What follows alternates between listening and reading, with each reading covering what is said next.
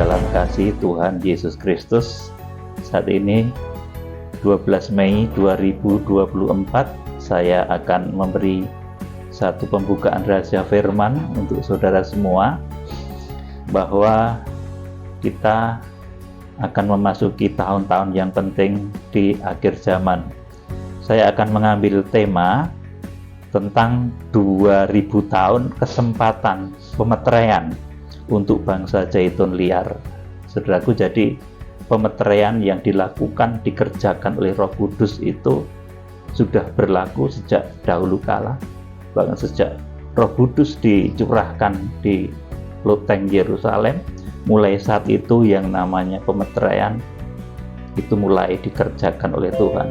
Dan kurang lebih sampai saat ini waktunya adalah sekitar 2000 tahun ya saudaraku. Jadi tidak bisa disebutkan dengan satu kata yang pasti, tetapi kurang lebih 2000 tahun. Jadi 2000 tahun itu merupakan kesempatan pemeteraian untuk Zaitun liar. Zaitun liar itu siapa saudaraku? Orang yang percaya kepada Injil, orang yang diselamatkan di luar dari bangsa Israel atau non-Israel, itu disebut juga Zaitun liar kalau di dalam Roma pasal yang ke-11.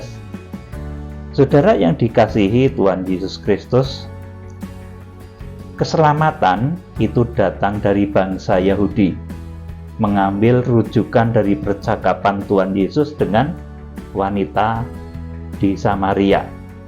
Ini dituliskan dalam Injil Yohanes pasal 4 ayat 21 sampai 22. Jadi keselamatan itu berasal dari bangsa Yahudi. Kemudian setelah itu, saudaraku, keselamatan itu keluar dengan satu istilah yang saudara kenal dengan nama amanat agung. Dengan amanat agung itu kita menjangkau Yudea, Samaria, kemudian seluruh penjuru bumi.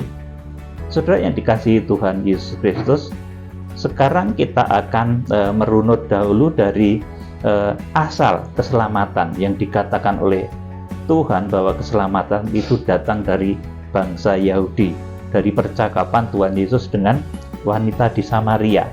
Yohanes pasal 4 ayat 21 sampai 22. Jadi keselamatan itu datang dari Yahudi, atau orang lebih mengenal dengan bangsa Israel. Dibacakan Pak Nendra. Kata Yesus kepadanya, "Percayalah kepadaku, hai perempuan, saatnya akan tiba bahwa kamu akan menyembah Bapa bukan di gunung ini dan bukan juga di Yerusalem." Ya, terus "Kamu menyembah apa yang tidak kamu kenal, kami menyembah apa yang kami kenal, sebab keselamatan datang dari bangsa Yahudi." amin. Jadi keselamatan itu datang dari bangsa Yahudi. Saudaraku, itulah sebabnya nabi-nabi itu asalnya dari sana. Saudara yang dikasihi Tuhan, keselamatan itu datang dari bangsa Yahudi. Selanjutnya, jalur keselamatan itu diberitakan ke seluruh penjuru bumi yang kita kenal dengan istilah amanat agung. Saudaraku, jadi amanat agung itu ketika kita membawa keselamatan itu keluar dari bangsa Yahudi, menjangkau bangsa-bangsa, itu yang disebut dengan amanat agung yang tertulis di dalam Kisah Rasul pasal 1 ayat 6 sampai 8. Jadi keselamatan itu, sudah perhatikan ya, berasal dari bangsa Yahudi. Kemudian lewat amanat agung, maka keselamatan itu akan menjangkau seluruh penjuru bumi. Kita akan membaca Kisah Rasul pasal 1 ayat 6 sampai 8. Pak Nindra baca. Maka bertanyalah mereka yang berkumpul di situ, "Tuhan, maukah Engkau pada masa ini memulihkan kerajaan bagi Israel?" Ayat 7. Jawabnya, "Engkau tidak perlu mengetahui masa dan waktu Ya, yang ditetapkan Bapa sendiri menurut kuasanya. terus Tetapi kamu akan menerima kuasa kalau Roh Kudus turun ke atas kamu, dan kamu akan menjadi saksiku di Yerusalem dan di seluruh Yudea dan Samaria dan sampai ke ujung bumi." amin.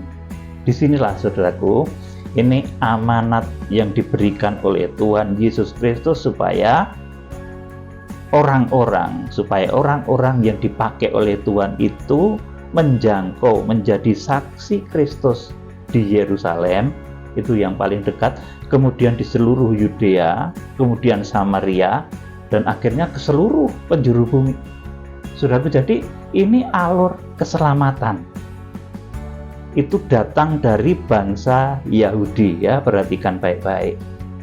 Dan kemudian lewat amanat yang diberikan oleh Tuhan Yesus ini, maka keselamatan itu harus menjangkau Yerusalem, Yudea, kemudian Samaria, seluruh ujung bumi. Berita keselamatan itu seperti itu, saudaraku. Nah, seluruh ujung bumi ini nanti saudara harus ketahui akan hal ini, sebab banyak orang yang nggak ngerti hal ini, saudaraku. Seluruh ujung bumi ini nanti akan ada kuota menurut bilangan yang ditetapkan oleh Tuhan.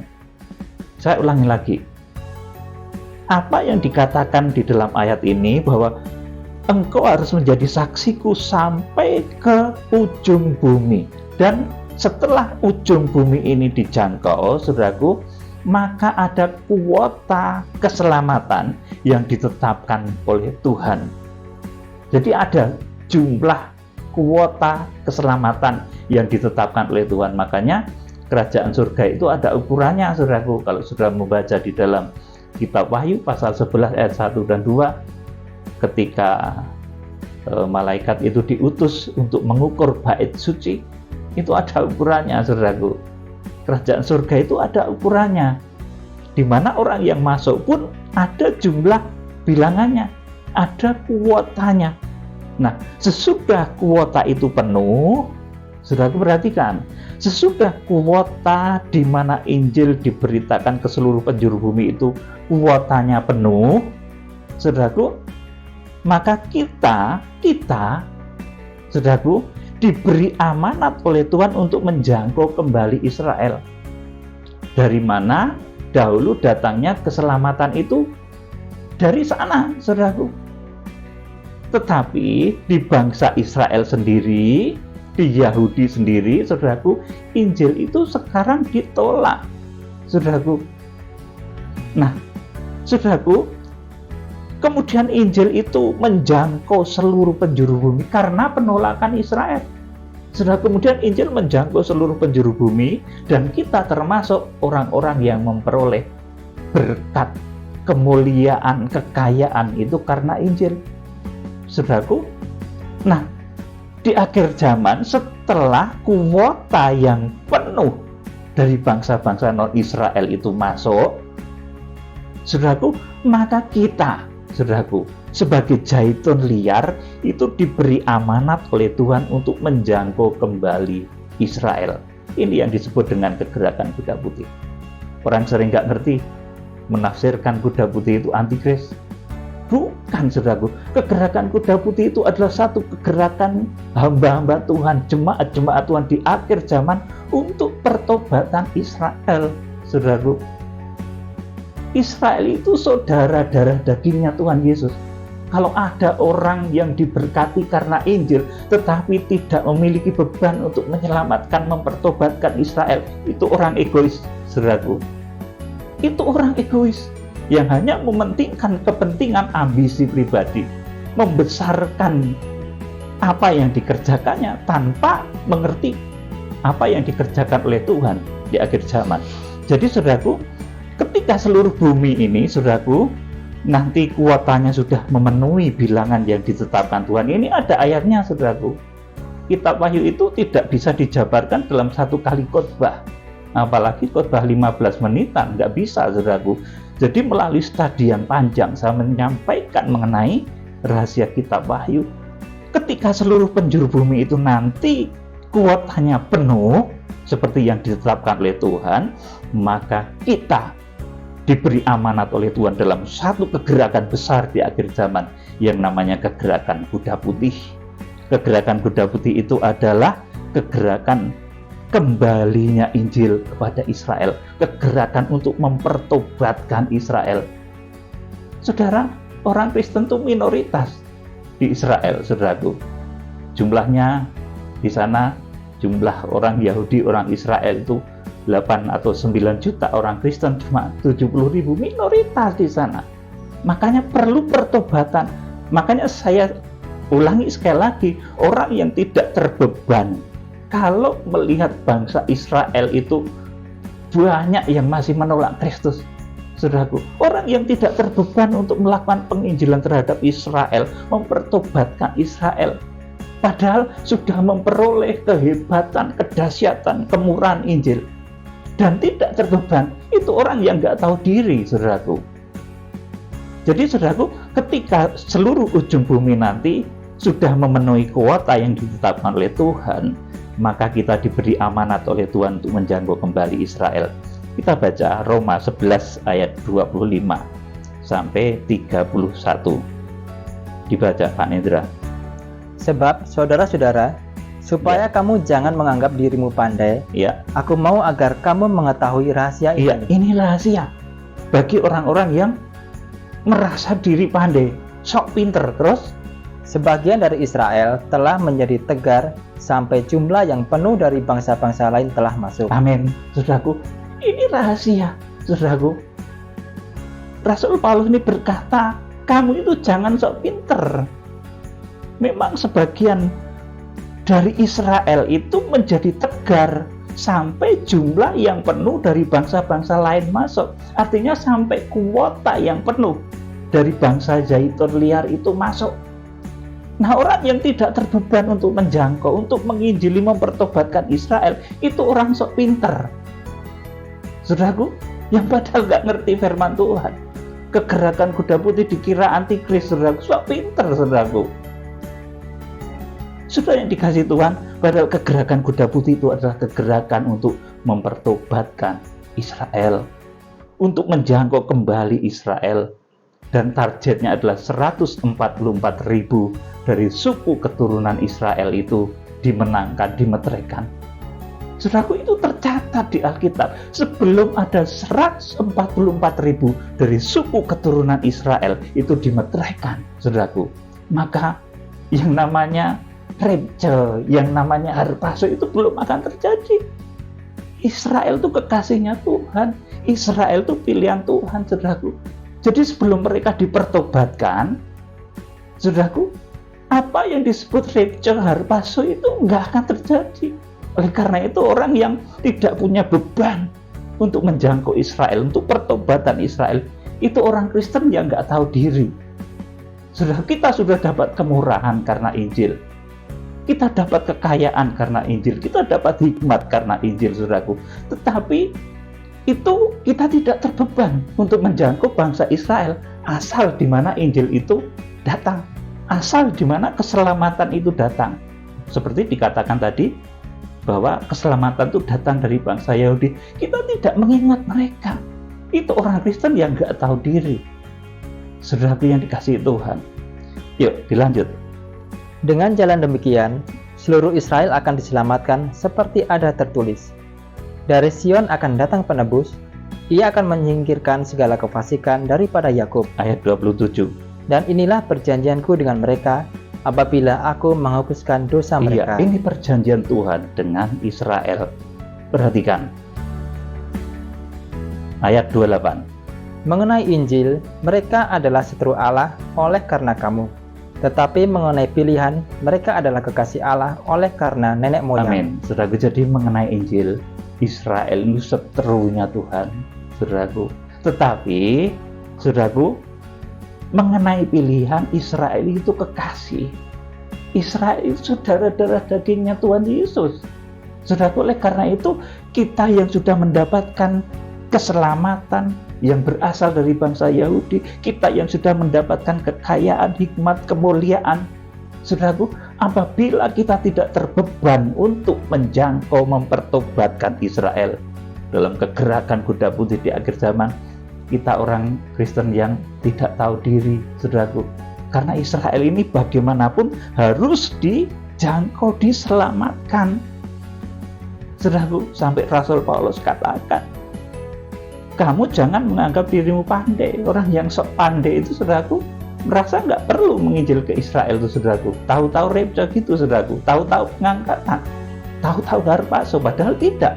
Ini prosedur di dalam kitab Wahyu. Bahwa kalau akan ada harpaso, akan ada pengangkatan, itu sebelumnya Israel harus bertobat dulu, dimeteraikan. Sejumlah 144.000 orang dimeteraikan dari suku keturunan Israel ini secara hurufiah. Saudaraku, jadi ini penting saudara ketahui supaya saudara jangan terombang-ambingkan oleh orang yang tidak mengerti kitab Wahyu tetapi mencoba mengotak-atiknya. Saudaraku yang dikasihi Tuhan Yesus Kristus, kita akan lanjut ayat yang ke-29. Sebab Allah tidak menyesali kasih karunia dan panggilannya. Sebab sama seperti kamu dahulu tidak taat kepada Allah, tetapi sekarang beroleh kemurahan oleh ketidaktaatan mereka. 31, perhatikan. Demikian juga mereka sekarang tidak taat. Mereka Israel itu sekarang nggak taat, tidak taat kepada firman Tuhan.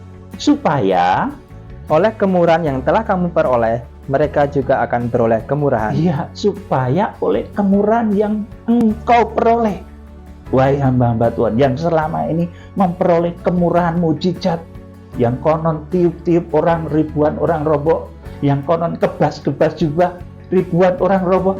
Ayo sekarang gunakan itu di depan bangsa Israel supaya mereka terima Yesus.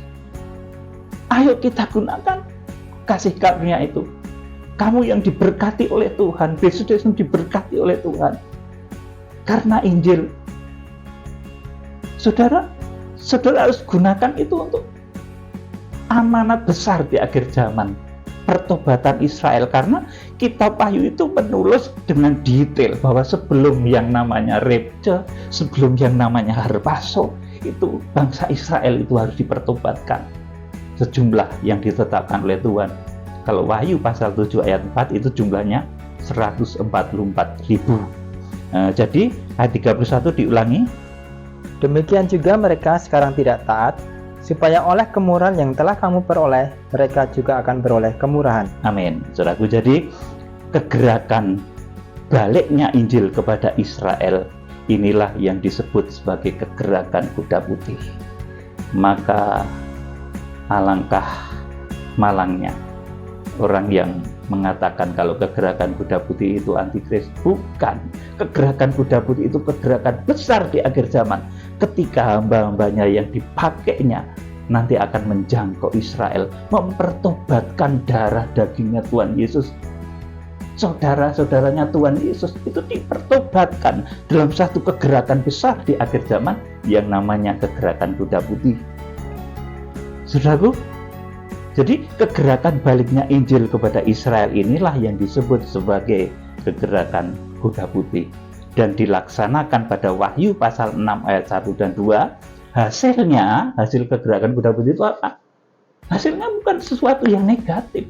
Hasilnya itu pertobatan Israel, yaitu 144.000 orang dari suku keturunan Israel nanti akan dimeteraikan. Saudaraku, kita akan membaca pelaksanaan kegerakan kuda putih Wahyu 6 ayat 1 dan 2. Dibaca, Pak Nendra. Maka aku melihat anak domba itu membuka yang pertama dari ketujuh meterai itu. Yang pertama dari ketujuh meterai, karena ada gulungan kitab yang termeterai, ini yang pertama dari ketujuh meterai. Terus, dan aku mendengar yang pertama dari keempat makhluk itu berkata dengan suara bagaikan bunyi guru, mari. Ya, sini dulu, saudaraku. Jadi ini kegerakan kuda putih ini yang memerintah adalah yang pertama dari keempat makhluk di dalam bait suci. Bait suci mana? Yang ditulis dalam Wahyu pasal 4 ayat 7. Sudah melihat makhluk yang pertama itu adalah makhluk yang tampil seperti singa, bermuka singa. Ini artinya apa? Ini di bait suci, saudaraku, di depan tahta Kristus, saudaraku. Ini penampilan Tuhan Yesus sebagai Raja yang dahulu ditampilkan lewat Injil Matius. Saudara, jadi yang memerintah gerakan kuda putih itu adalah Tuhan Yesus Kristus yang tampil sebagai Raja. Kegerakan kuda putih itu perintah dari dalam bait suci Allah. Yang memerintah adalah makhluk pertama dari bait suci Allah. Oleh karena itu, di dalam kitab Nabi Zakaria dikatakan bahwa penunggang-penunggang kuda itu mereka semua adalah utusan-utusan yang ketika diutus mereka sudah menghadap atau ngadep atau sowan atau ditimbali atau bertemu muka dengan Tuhan, saudaraku, dan mereka mendapatkan satu perintah untuk bergerakan baik kuda putih, kuda merah, kuda hitam maupun kelabu. Ayat yang kedua dibaca Pak Nindra. Dan aku melihat, sesungguhnya ada seekor kuda putih, dan orang yang menungganginya memegang sebuah panah, dan kepadanya dikaruniakan sebuah mahkota. Lalu ia maju sebagai pemenang untuk merebut kemenangan. Ya, amin. Ini kegerakan kuda putih. Ya, pelaksanaan dari kembalinya Injil di akhir zaman, pelaksanaan dari ketika nanti kuota keselamatan untuk bangsa non-Israel atau kuota untuk zaitun liar itu penuh, maka kasih Tuhan akan kembali kepada bangsa Israel dalam satu kegerakan besar, namanya kegerakan kuda putih. Yang menyuruh kegerakan kuda putih siapa? Makhluk pertama dari dalam bait suci Allah, Tuhan Yesus yang tampil sebagai raja atau ditampilkan melalui Injil Matius. Saudara, jadi kegerakan besar ini bahkan juga sudah dinubuatkan sejak Yesaya pasal 46 ini, yang hasil akhirnya adalah dimeteraikannya 144.000 orang dari suku keturunan Israel itu dimeteraikan. Ini tertulis dalam Wahyu pasal 7 ayat 1 sampai ayat yang keempat. Nah, saudara ingat baik-baik, sebelum yang namanya harpaso, sebelum yang namanya repse, sebelum yang namanya pengangkatan itu, Israel harus dijangkau. Jangan lupakan Israel, saudaraku. Saudara, orang yang percaya kepada Injil, jangan lupa Israel. Kita harus pertobatkan mereka dalam satu lawatan besar di akhir zaman yang namanya kegerakan kuda putih. Jangan yang penting kita sekarang menginjil ke seluruh penjuru bumi, nanti kan tahu-tahu diangkat. No, saudara, tidak akan begitu.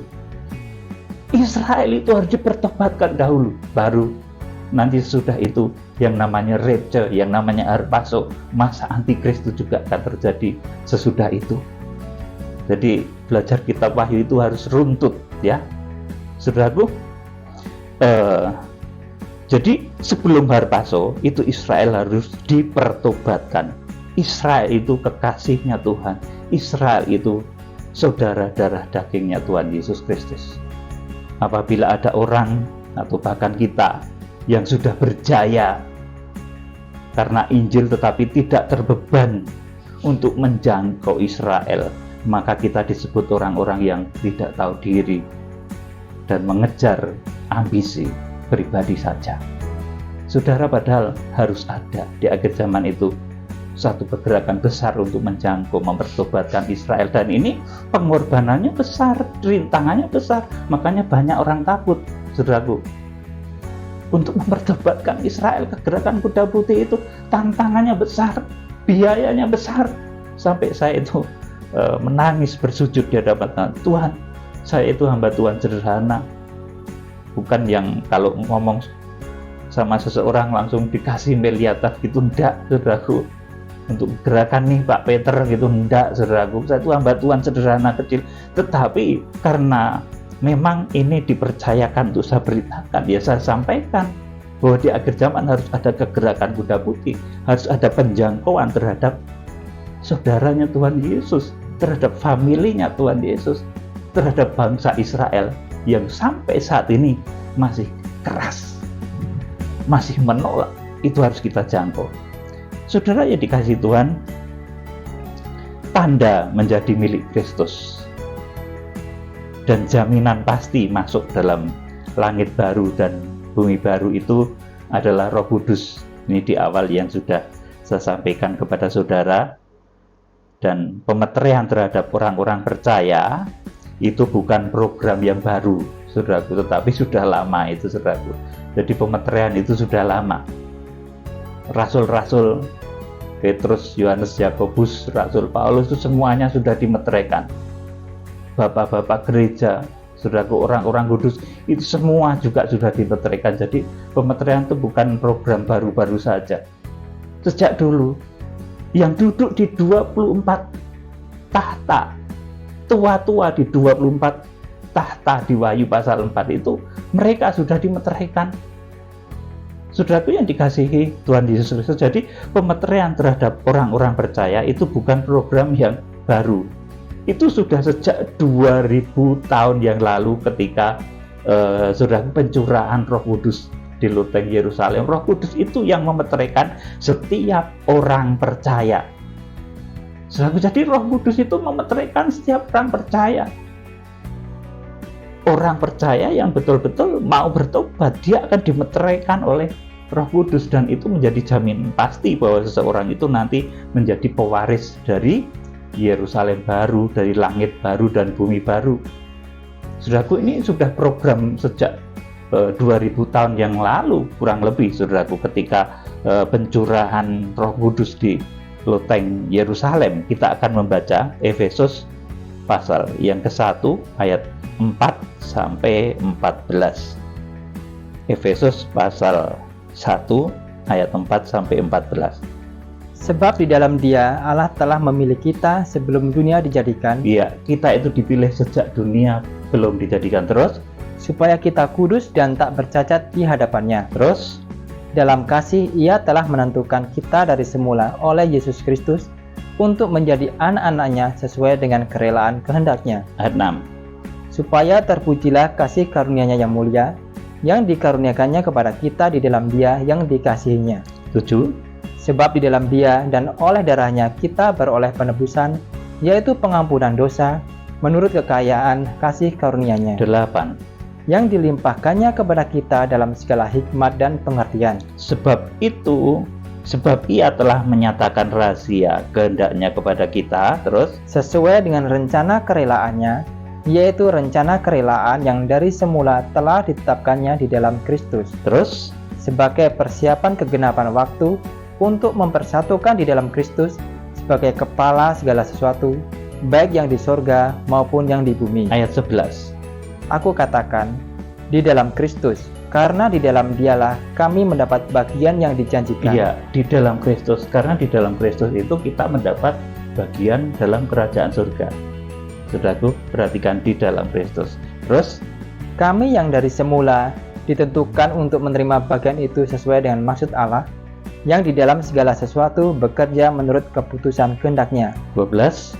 Supaya kami yang sebelumnya telah menaruh harapan pada Kristus boleh menjadi puji-pujian bagi kemuliaan-Nya. 13. Di dalam Dia kamu juga, iya, karena kamu telah mendengar firman kebenaran, kamu telah mendengar firman kebenaran, terus, yaitu Injil keselamatanmu. Di dalam Dia kamu juga, ya, ketika kamu percaya, terus dimeteraikan dengan Roh Kudus yang dijanjikannya itu. Amin. Saudaraku, jadi Roh Kudus itu memeteraikan karena kamu telah mendengar firman. Orang yang mendengar firman, yang mau bertobat, di dalam Dia juga ketika kamu percaya, dimeteraikan dengan Roh Kudus yang dijanjikannya itu. Jadi para rasul, 12 rasul murid Kristus itu, mereka sudah dimeteraikan. Pemeteraian itu bukan proyek akhir-akhir ini, saudaraku, tetapi itu sudah sejak dulu, saudaraku. Itu proyeknya Tuhan, proyeknya Roh Kudus, saudaraku yang dikasihi Tuhan. Dan kepada zaitun liar itu waktunya 2000 tahun, lama, begitu lama, saudaraku. Tetapi nanti kepada bangsa Israel, karena itu harus terjadi di akhir zaman, saudaraku, itu waktunya sangat singkat untuk bangsa Israel. Saudara bisa simak ketika saya menyampaikan mengenai urut-urutan apa yang terjadi dalam kitab Wahyu di link di bawah. Ini ada, saudaraku, saudara, supaya menjadi paham. Terus, dan Roh Kudus itu adalah jaminan bagian kita, ya, sampai kita memperoleh seluruhnya, yaitu penebusan yang menjadikan kita milik Allah untuk memuji kemuliaan-Nya. Amin. Jadi pemeteraian oleh Roh Kudus itu sudah berjalan sejak Roh Kudus dicurahkan. Para rasul, 12 murid Yesus, semua sudah dimeteraikan. Gak ada yang belum dimeteraikan itu, saudaraku. Kemudian orang-orang kudus, bapak-bapak gereja itu juga sudah dimeteraikan. Gak ada mereka yang belum dimeteraikan. Saudaraku, bahkan tokoh-tokoh kegerakan akhir zaman itu juga mereka sudah dimeteraikan, saudaraku. Saudara yang dikasihi Tuhan, jadi cara pemeteraian itu begitu luar biasa. tidak harus kumpul-kumpul orang banyak kemudian baru dimeteraikan gitu, enggak. Nanti gimana coba caranya kalau kita memeteraikan Israel yang jumlahnya 144.000 dari suku keturunan Israel? Apakah kita harus mendudukkan mereka? Saudaraku, ini sesuatu yang luar biasa. Pemeteraian itu bahkan bisa terjadi ketika saudara berdoa sendirian, bisa terjadi ketika saudara merenungkan firman, menghayati firman, itu dimeteraikan saudara, diberikan satu kepastian oleh Roh Kudus, saudaraku. Jadi bukan kumpul-kumpul kemudian wah nanti pasti dimeteraikan, bukan begitu, saudaraku. Memang ada baiknya kumpul-kumpul seperti dicontohkan ketika di Loteng Yerusalem, itu bagus, saudaraku. Tetapi tidak hanya seperti itu saja. Di dalam pribadi, lepas pribadi, ada orang-orang itu yang dimeteraikan secara khusus, saudaraku yang dikasihi Tuhan. Dan ini rahasia Tuhan. Kita akan memeterai 144.000 orang dari suku keturunan Israel. Kalau cara kita manualan, saudaraku, kita ngelumpuke wong 144.000, saudaraku. Ya, apalagi di tengah-tengah suasana genting nggak bisa, saudaraku. Makanya ini nanti pekerjaan hikmat dan makrifat Tuhan yang mengerjakannya ketika kita memeteraikan bangsa Israel. Saudaraku, bukan kita ngumpulin mereka, saudaraku. Mereka nanti akan dimeteraikan oleh Roh Kudus lewat doa-doa kita, lewat doa pemeteraian yang kita lantunkan ketika kegerakan kuda putih itu. Saudara yang dikasihi Tuhan Yesus Kristus, termasuk bapak-bapak gereja, para pendahulu, mereka semua sudah dimeteraikan. Termasuk di dalam kitab Wahyu yang disebut dengan 24 tua-tua, mereka sudah dimeteraikan. Saudaraku, pemeteraian itu untuk bangsa-bangsa non-Israel, untuk kita semua, untuk Zaitun Liar, itu berjalan kurang lebih selama 2000 tahun. Setelah masa itu, setelah sekian lama Zaitun Liar atau kita semua itu diberi kesempatan untuk percaya dan dimeteraikan oleh Roh Kudus, maka saudaraku, setelah sekian lama kita sebagai Zaitun Liar dimeteraikan oleh Roh Kudus, tiba saatnya di akhir zaman 12 suku Israel itu harus dimeteraikan. Dan ini caranya luar biasa. Sekali lagi, bukan kita ngumpulin 144.000 orang di bangsa Israel di tengah-tengah suasana perang, saudaraku, ya. Nanti bukan seperti itu cara pemeteraian, saudaraku yang dikasihi Tuhan. Tuhan punya cara. Nanti kita akan baca di dalam kitab Wahyu pasal yang ke-7 ayat 1 sampai ke-4, saudaraku. Justru di saat-saat terakhir menjelang Harpaso, menjelang nanti orang-orang itu dibawa, diangkat ke surga kepada Bapa, Wahyu pasal 12 ayat yang ke-5. Ini dicatat baik-baik ya, saudaraku. Menjelang saat itulah nanti pemeteraian bangsa Israel itu terjadi, justru di saat-saat terakhir menjelang Harpaso. Ini dicatat di dalam Alkitab tentang pentingnya menjangkau Israel, itu dicatat neng Alkitab, saudaraku.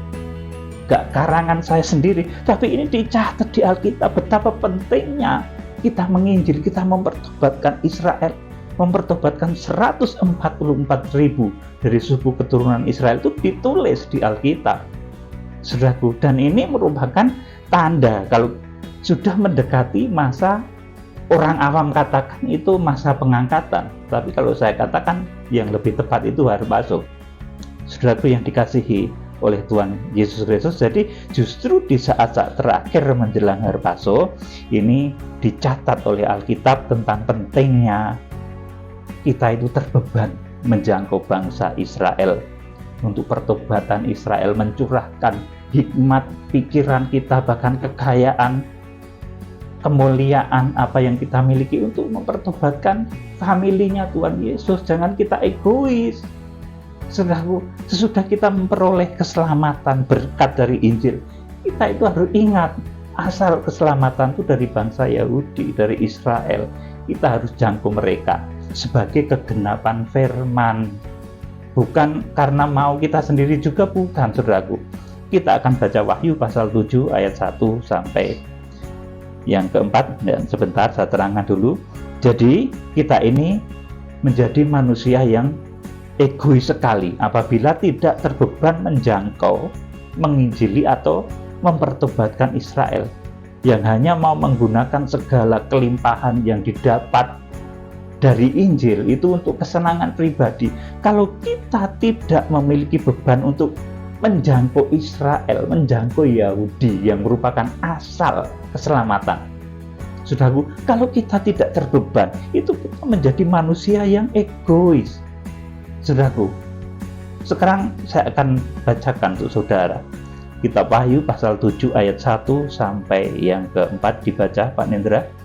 Kemudian daripada itu aku melihat 4 malaikat berdiri pada keempat penjuru bumi, dan mereka menahan keempat angin bumi, supaya jangan ada angin bertiup di darat, atau di laut, atau di pohon-pohon. Amin. Saudaraku, 4 malaikat itu yang di dalam kitab Wahyu pasal 1 ayat 16 merupakan bintang yang digenggam di tangan kanan Tuhan Yesus Kristus.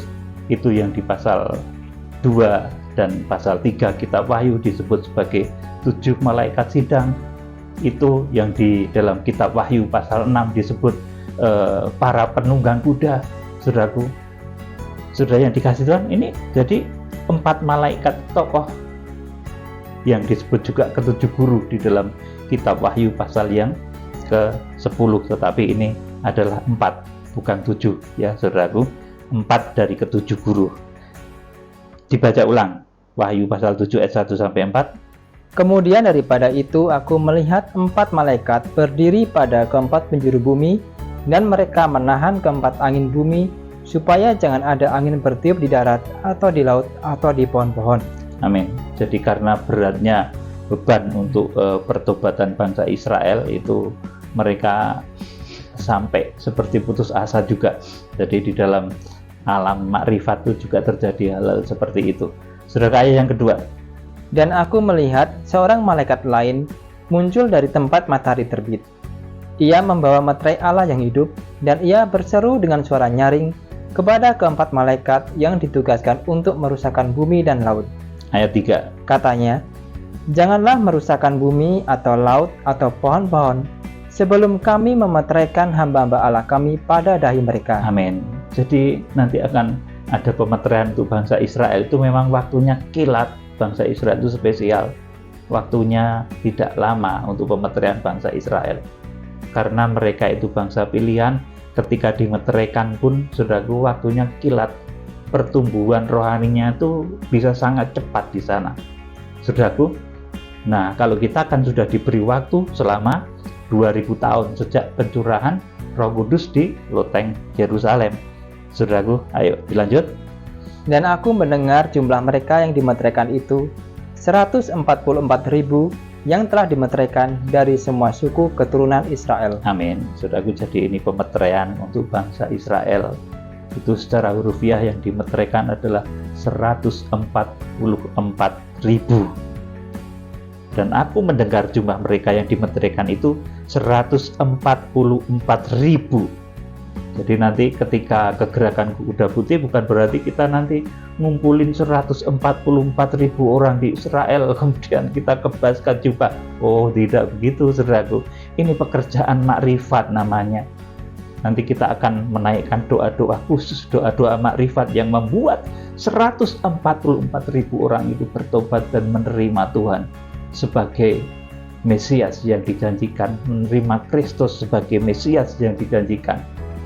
Dan itu, saudaraku, nanti yang akan mengerti secara persis adalah Tuhan. Karena ketika kita melantunkan doa-doa makrifat pemeteraian Israel itu, saudaraku, kita tidak mengumpulkan mereka secara fisik. Saudaraku, kita tidak membawa mereka mungkin di tempat yang luas sekali, yang namanya mungkin lembah apa, lapangan apa, gitu, saudaraku. Tidak, saudaraku. Tetapi, saudaraku, ini nanti kita akan melakukan satu doa-doa yang membuat 144.000 dari suku keturunan Israel itu nanti mereka akan dimeteraikan di tempat mereka masing-masing, saudaraku. Jadi pemeteraian itu nggak harus kumpul ya, saudaraku. Dimanapun, kalau sudah merenungkan firman, sudah percaya Kristus, sudah bisa dimeteraikan oleh Roh Kudus. Kiranya Tuhan Yesus Kristus memberkati. Salam penuaian. Haleluya.